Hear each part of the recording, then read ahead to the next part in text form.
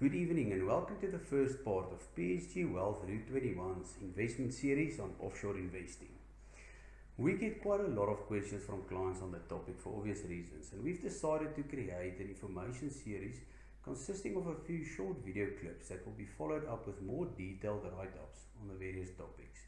The series will be rolled out over the next few months, and in the first part of the series we will cover the very basics of offshore investments, and this will be our foundation from which we will elaborate in more detail in the sections to follow.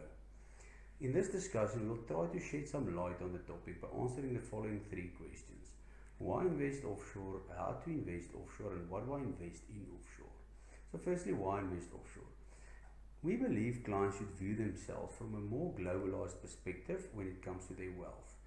The world is becoming more and more integrated, and currency devaluation is a major risk to the real value of your wealth in a global context. As per the picture, the rand has devalued on average 8.3% per annum against the USD over the last 10 years. This is a major concern in the long term, effectively meaning your wealth is halved against the rest of the world every 8 to 9 years. Our financial industry is very advanced, which makes it very easy to access most offshore markets. There are macro themes which we consider to be areas that might provide substantial growth over the coming decades.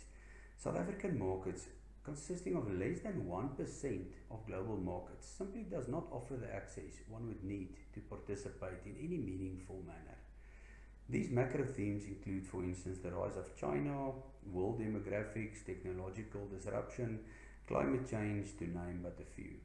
And should you agree that these investment themes will mold humanity over the next decade or two, one would rather include the rest of the world in your strategy than just focusing purely on South Africa.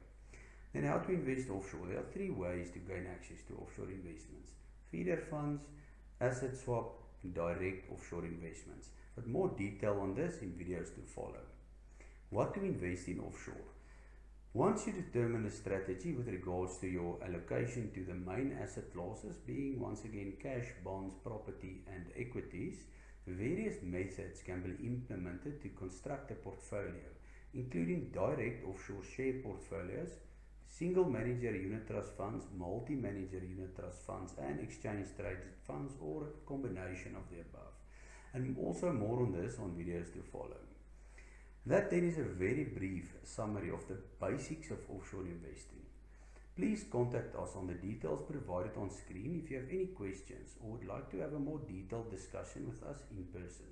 Look out for the following sections in the series that will elaborate in more detail on each of these aspects.